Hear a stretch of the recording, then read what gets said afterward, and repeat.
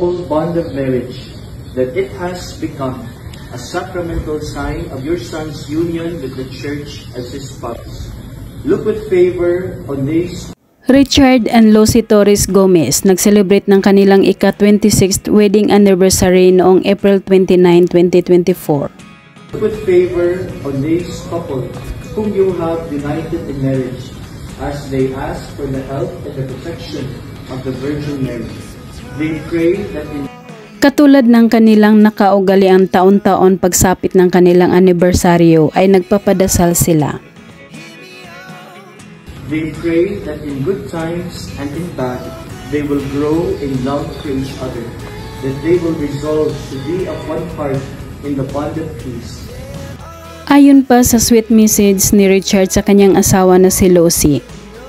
Lucy, my love, happy 26th anniversary to the one who fills my days with love, laughter, and endless happiness.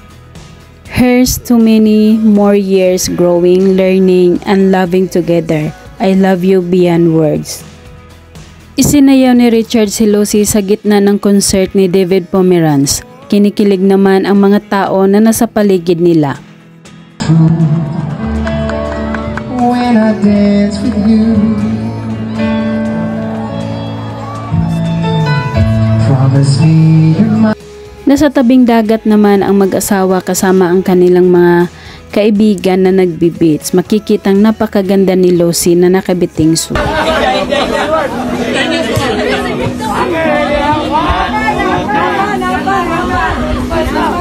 Tuwang-tuwa naman ang mga staff ni na Richard at Lucy na binigyan din ng mga bulaklak.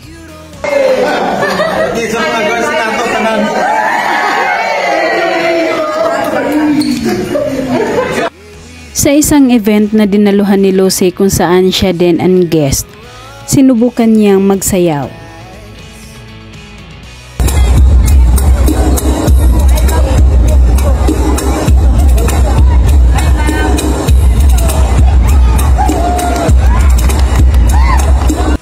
Pagkatapos, ang batang lalaki na magaling din sumayaw ang kanyang naging partner.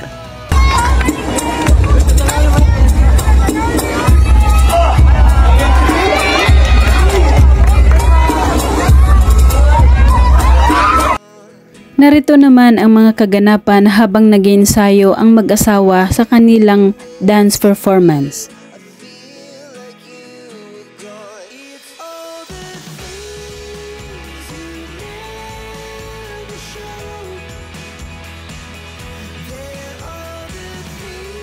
Bumaba ang mag-asawa sa hagdan para doon ituloy sa malawak na area ang kanilang sayaw.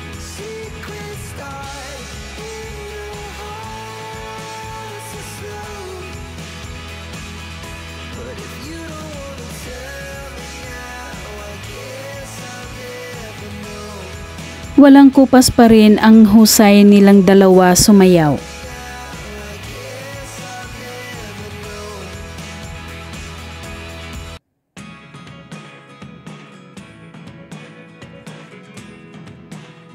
Kahit sa simple na kasuotan ni Lucy Torres at pinapawisan na ito, lutang pa rin ang kagandahan nito.